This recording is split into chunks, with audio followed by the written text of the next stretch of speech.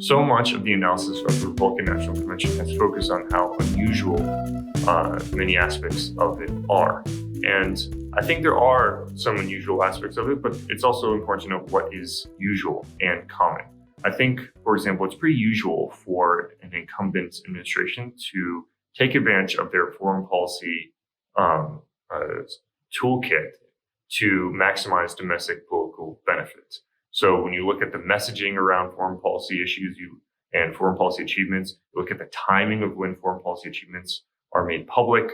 That is pretty clear, I think, and that runs bipartisan, and we've seen that for some time.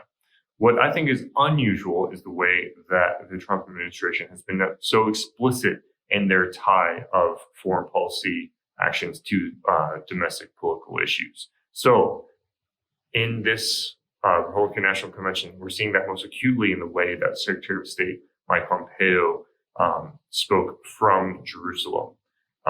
That is unusual to, one, have a Secretary of State speak at a party convention, a Secretary of State who is still in office and not a retired one. And I think it's too unusual to have the setting, a foreign setting, be so prominent in a Republican or in a convention speech. And that's unusual for both Republicans and Democrats. Another issue that is pretty usual is for a president who is up for re-election to feature heavily in the political convention of their party. We saw that with the Obama administration in 2012.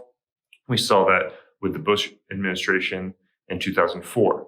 What is unusual is the way that the distance and the sort of light between where the party stands and where the president stands has all but been eliminated in the Trump administration.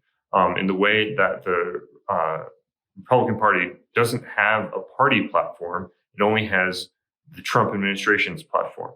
That is unusual. And I think we can come to expect more examples of this due to the fact that President Trump has really never suffered an approval rating amongst Republicans lower than, say, 85% or so. It has always been almost always been in the 90s. And I think we're going to see more of that as we head into the election.